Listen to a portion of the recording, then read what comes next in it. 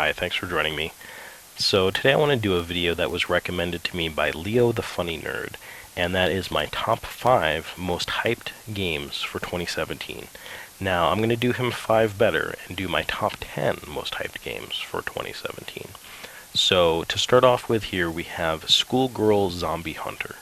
Now, this actually is almost cheating because this came out a week ago, but it's still in 2017 and I don't have it yet. I just ordered it. It ought to be in a couple weeks. But this is a hack and slash kind of action game developed by Tamsoft. Now, they're the developers that did the Olympus series, the Senran Kagura games, and the action games for the Neptunia series. And you guys might know I'm kind of a fan of theirs.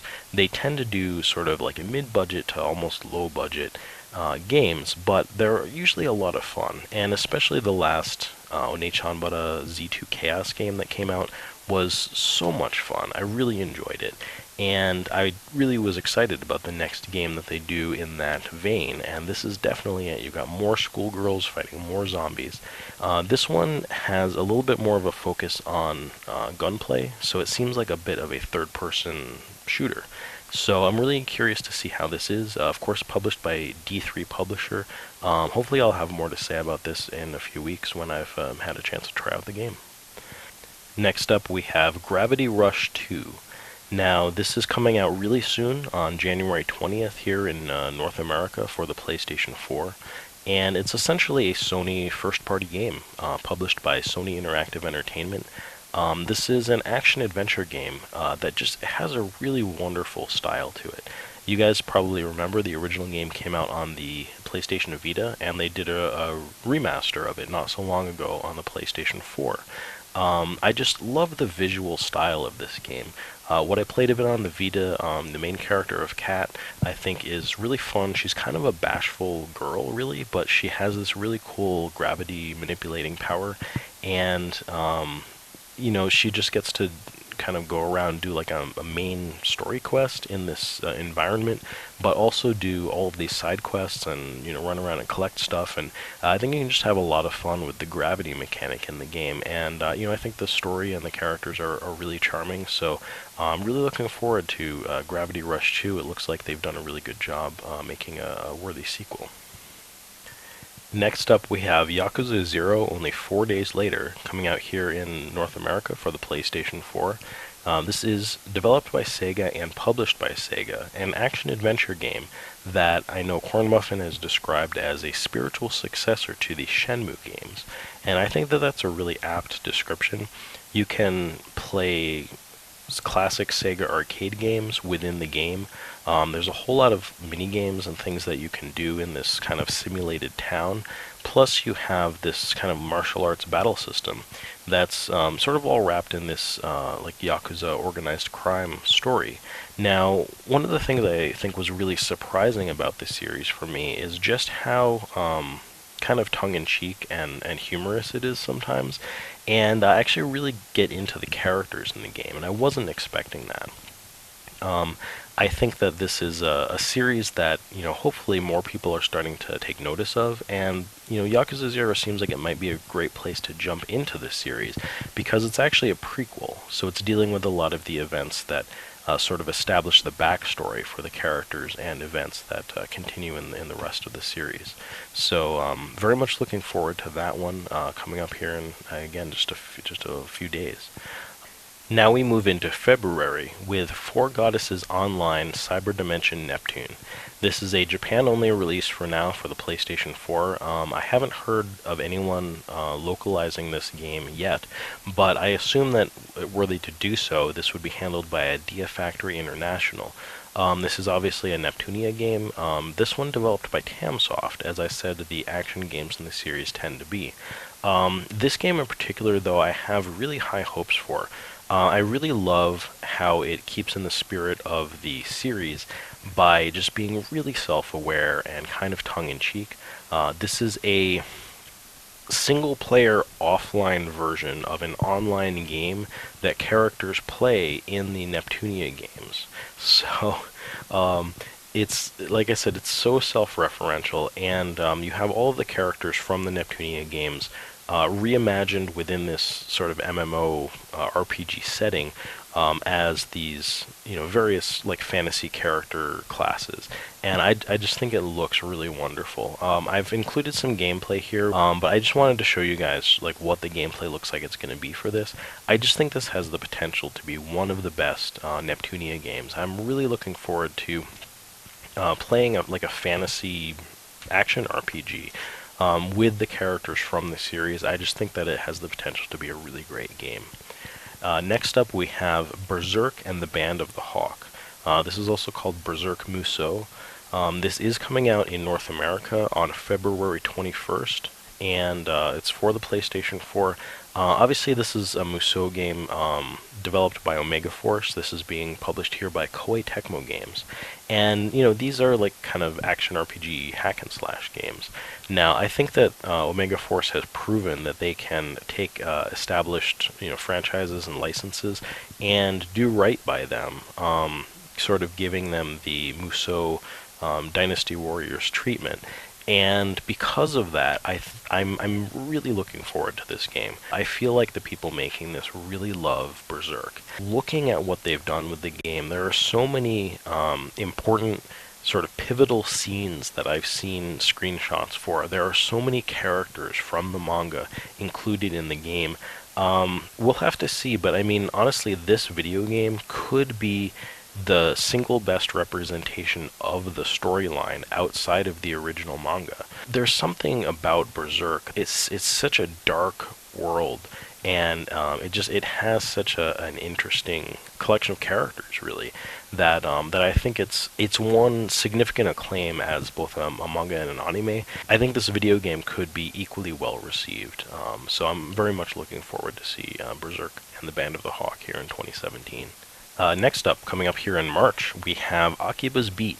This is going to be March 14th. Again, theoretically, these could all change.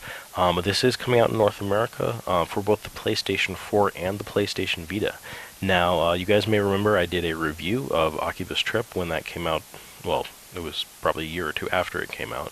But I really enjoyed that game. A flawed game, definitely was not perfect, but I got a platinum in it, which is something that I've done with very few games. So obviously, I really found something very enjoyable about it.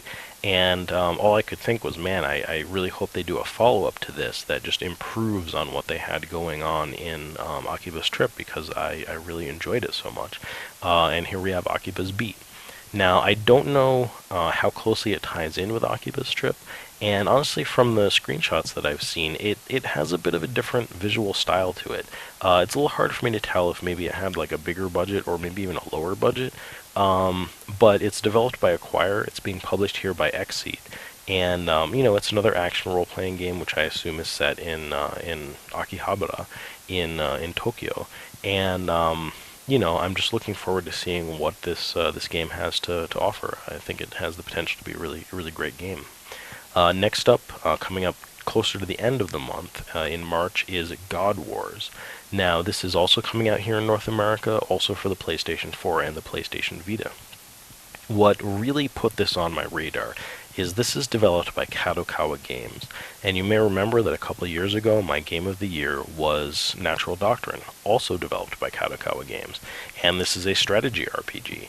Now, just from the screenshots, it looks like a more traditional strategy RPG than Natural Doctrine was, but if we have another strategy RPG coming from the same developer here, I'm really taking notice. This is also published here by Nipponichi. I really like the visual style for this.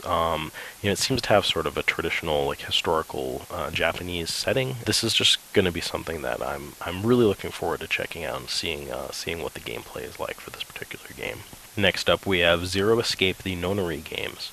The release date isn't as firm on this, but it looks like to be in March also, or at least in the spring, coming out here in North America for the PlayStation 4 and the PlayStation Vita. This is a compilation of games that have already been released, 999 and Zero Escape Virtue's Last Reward.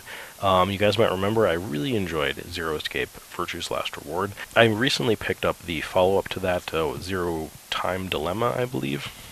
What I think is exciting about this is just that it brings 999, which was originally a DS exclusive, onto the PlayStation Vita. So you are able to have the entire series on the Vita, which I think is really exciting. So I'm definitely going to be picking that up, and hopefully I'll finally have been able to play all 3 games in this series, and I'll let you guys know what I think of that when I'm done. Now, moving on to the month of April, we have another game that I'm really looking forward to, which is Dragon Quest Heroes 2. The Twin Kings and the Prophecy of the End. I played the original Dragon Quest Heroes when it came out here in North America, and I really enjoyed it. I don't know if I talked about it enough to really impress on you guys how much I enjoyed that game, but it really was quite fun.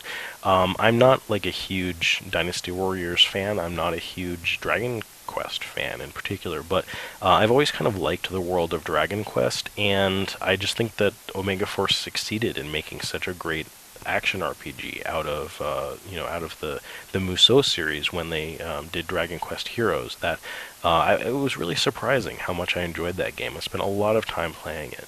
So coming out, I forgot if I said April 25th. This is, of course, being published here by Square Enix in conjunction with Koei Tecmo, and I'm just hoping that it's just as good as the first one. And so the final game that I'm looking forward to the most in 2017 is Tokyo Xanadu. Now, this is just scheduled for the more vague mid-2017, coming out here in North America for the PlayStation Vita, and then later in 2017 for the PlayStation 4. The PlayStation 4 port being called Tokyo Xanadu EX Plus. As far as I know, they're essentially the exact same game, developed by Falcom and published here by Axis Games.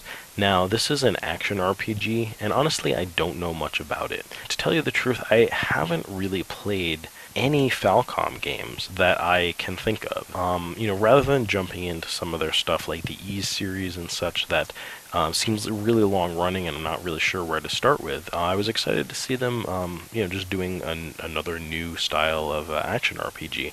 I figured it might be a good place for me to check out a Falcom game. So those are the games that I'm looking forward to the most for 2016 right now. There are a handful of other games that I have my eye on.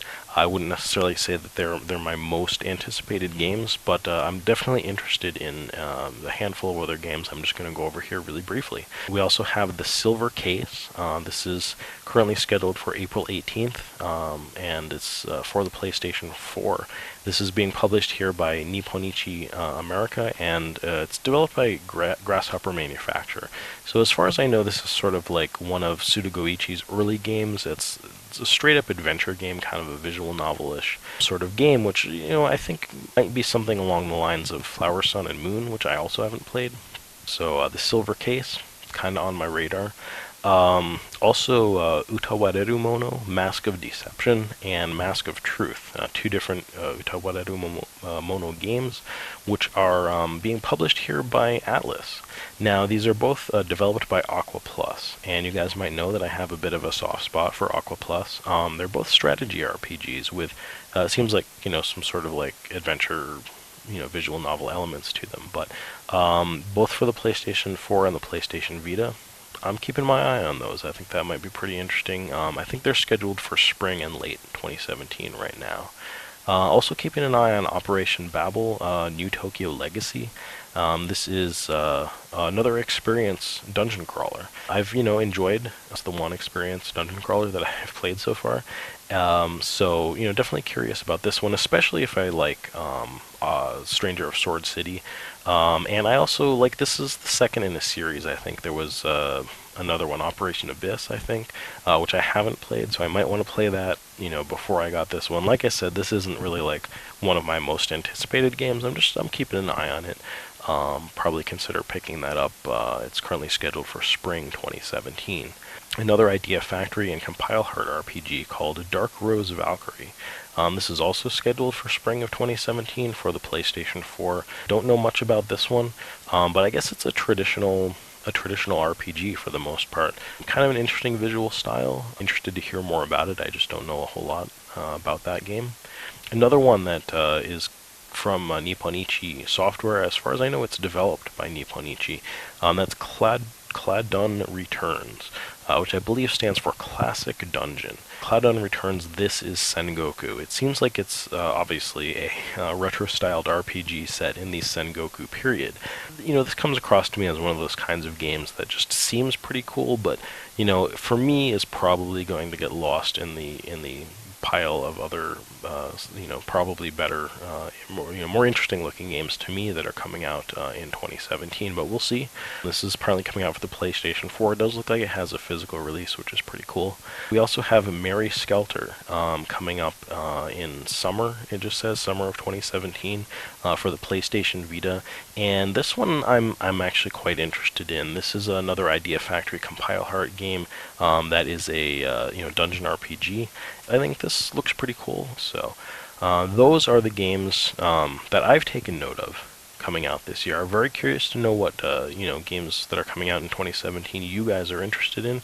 Leave a comment below and just let me know what you guys are interested in, or send me links to your videos and I'll check them out. And yeah, otherwise I hope this video was helpful, and I hope you'll join me again for more video game related videos. Take care.